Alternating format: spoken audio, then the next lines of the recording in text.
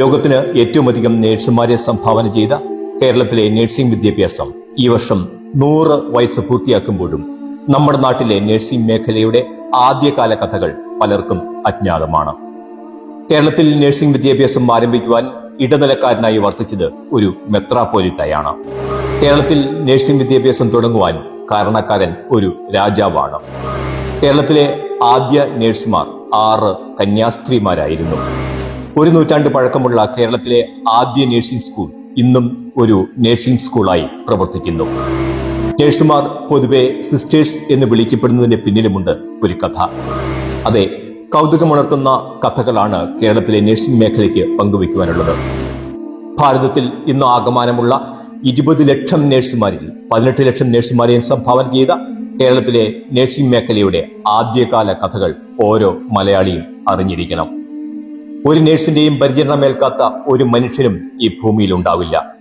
ദൈവത്തിന്റെ സ്വന്തം നാട്ടിൽ മാലാഖമാർ പറന്നിറങ്ങിയ കഥ ത്രസിപ്പിക്കുന്ന ഒരു കഥയാണ്. ആ കഥ പറയുകയാണ് പോസിറ്റീവ് സ്റ്റോക്കിന്റെ ഈ അധ്യായത്തിൽ. 1922 കൊച്ചി പട്ടണം.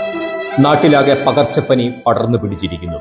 അന്ന് ധർമാശുപത്രി എന്നറിയപ്പെട്ടിരുന്ന ഇന്നത്തെ എറണാകുളം ജനറൽ ഹോസ്പിറ്റൽ രോഗികളെ കൊണ്ട് നിറഞ്ഞു കവിഞ്ഞു. രോഗികളെ ശുശ്രൂഷിക്കുവാൻ നഴ്സിംഗ് വിഭാഗം എന്നൊരു തസ്തിക അന്ന് ഹോസ്പിറ്റലിൽ ഇല്ലാതിരുന്ന കാലം. സാഹചര്യത്തിന്റെ ഗൗരവം മനസ്സിലാക്കിയ കൊച്ചി മഹാരാജാവ് രാമവർമ്മ 16 അന്നത്തെ Varapuzha archbishop doctor Angel മേരിക്ക് ഒരു കത്തെഴുതി. രോഗികളെ ശുശ്രൂഷിക്കുവാൻ പരിശീലനം ലഭിച്ച ആളുകളെ വിദേശത്തു നിന്ന് കൊണ്ടുവരുവാൻ വിദേശ രാജ്യങ്ങളുമായി നല്ല ബന്ധമുള്ള മെത്രാപ്പൊലീത്ത സഹായിക്കണം.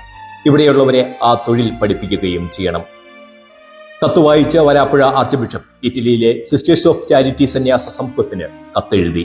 നിങ്ങളുടെ സേവനം ഈ കൊച്ചുനാടിന് ആവശ്യമുണ്ട്. അന്ന് റോമിൽ പഠിച്ചുകൊണ്ടിരുന്ന പിന്നീട് വരാപ്പുഴ അതിരൂപതയുടെ മെത്രാപ്പൊലീത്തയായി തീർന്ന ഡോക്ടർ ജോസഫ് അട്ടിപ്പേറ്റിയുടെ സഹായവും ആർച്ച് ബിഷപ്പ് അന്ന് തേടി. അങ്ങനെ സിസ്റ്റേഴ്സ് ഓഫ് ചാരിറ്റിയിൽ നിന്നും സിസ്റ്റർമാരായ ഗബ്രിയൽ അർമേനിയ, പിയറിയ ടെറയോസിസ് എന്നിവർ കേരളത്തിലേക്ക് എത്തിച്ചേർന്നു.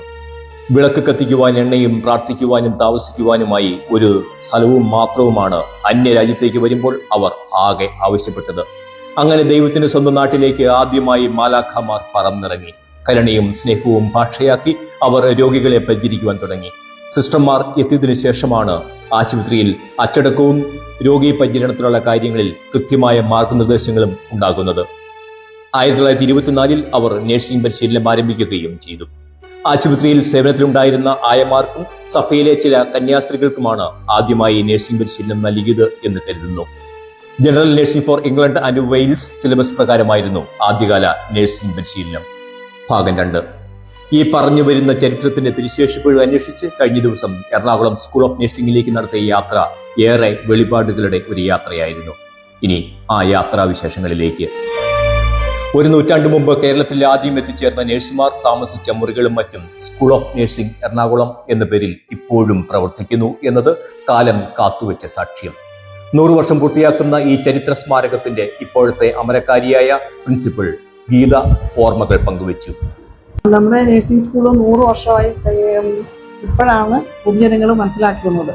നമ്മുടെ ഇത്രയും നാളും ഇങ്ങനെ ഒരു സ്കൂളും 2024 100 വർഷം തികയുന്നതായിട്ട് എങ്ങും ചരിത്രത്തിലൊന്നും രേഖപ്പെടുത്തിയിട്ടില്ലായിരുന്നു. 7 ഇന്ത്യൻ നഴ്സിംഗ് കൗൺസിലിന്റെ അഫിലിയേഷൻ പെർഫോമയാണ്. 1924 ജനറൽ നഴ്സിംഗ് മിഡ്വൈഫറി സ്റ്റാർട്ട് ചെയ്ത് 42 മദ്രാസ് നഴ്സിംഗ് കൗൺസിലിന്റെ അംഗീകാരം കിട്ടി. 48 മുതൽ മിഡ്വൈഫറി കോഴ്സ് സ്റ്റാർട്ട് ചെയ്ത്. ഇത് 57 തുടർന്ന് കേരളത്തിലെ ആദ്യ നഴ്സിംഗ് സ്കൂളിന്റെ അകത്തുള്ള കാഴ്ചകളിലേക്ക് പ്രിൻസിപ്പൽ ഞങ്ങളെ നയിച്ചു. ഈ കെട്ടിടത്തിലാണ് ഇറ്റലിയിൽ നിന്ന് വന്ന സിസ്റ്റർമാർ താമസിച്ചിരുന്ന 4 റൂമുണ്ട്. ആ റൂമിൽ ഇപ്പോൾ ക്ലാസ് റൂമായിട്ട് പ്രവർത്തിക്കും. തടികൊണ്ട് നിർമ്മിച്ച കോണിപ്പടികളും പലകകൾ പാകിയ തറയും ഓടുപാകിയ മേൽക്കൂരയുമെല്ലാം ഒരു നൂറ്റാണ്ടിന്റെ പ്രൗഢി വിളിച്ചോതുന്നതായിരുന്നു. വൈകുന്നേരമായതിനാൽ ക്ലാസ് മുറികളൊക്കെ ശൂന്യമായിരുന്നു. ഈ മുറികളിലാണ് ഇറ്റലിയിൽ നിന്ന് വന്ന സന്യാസിനിമാരായ നഴ്സുമാർ അന്ന് താമസിച്ചിരുന്നതും പ്രാർത്ഥിച്ചിരുന്നതുമെല്ലാം. തീർത്തും പരിചിതമല്ലാത്ത അന്തരീക്ഷത്തിൽ അസൗകര്യങ്ങൾ ശ്വാസമുട്ടലിലും അവർ രോഗികൾക്ക് നൽകിയ സ്വാന്തന പരിചരണത്തിന് വിശുദ്ധിയുടെ തിളക്കമുണ്ടായിരുന്നു. നീണ്ട 44 വർഷങ്ങളാണ് അവർ ഈ മുറികളിൽ കഴിച്ചുകൂട്ടിയത്. അപ്പം 1924 100 വർഷം മുമ്പ് കേരളത്തിൽ ഔദ്യോഗികമായിട്ട് നഴ്സിംഗ് വിദ്യാഭ്യാസം ആരംഭിച്ച സ്ഥലമാണ്, ആരംഭിച്ച മുറിയാണ്. സിസ്റ്റർമാർ താമസിച്ചിരുന്ന മുറികളാണിത്. അതെ, ഓക്കെ. ആ മുറിയാണ് നമ്മൾ ഇവിടെ കൺവേർട്ട് ചെയ്തത്. ഇപ്പം ക്ലാസ് റൂമായിട്ട് യൂസ് ചെയ്യുന്നത്. അന്ന് പണിത് അന്നത്തെ പണികളൊക്കെ അല്ലേ ഇപ്പോഴും നിലനിർത്തുന്നത്? ഈ ജനലും വാതിലൊക്കെ അന്ന് തന്നെ ആയിരിക്കും. തന്നെ. അന്ന് തന്നെ. ഇവിടെ നഴ്സിംഗ് ക്ലാസ്സുകൾ 1924 ആരംഭിച്ചുവെങ്കിലും കൃത്യമായ സിലബസ് ഉണ്ടാകുന്നത് 1927 1951 ആദ്യ ബാച്ച് ഇന്ത്യൻ നഴ്സിംഗ് കൗൺസിലിന്റെ അംഗീകാരത്തോടുകൂടി പഠിച്ചിറങ്ങി. ഇപ്പോൾ 3 ബാച്ചുകളിലായി 136 കുട്ടികൾ ഇവിടെ 3 വർഷത്തെ ജനറൽ നഴ്സിംഗ് പഠിക്കുന്നു. ഭാഗം 3.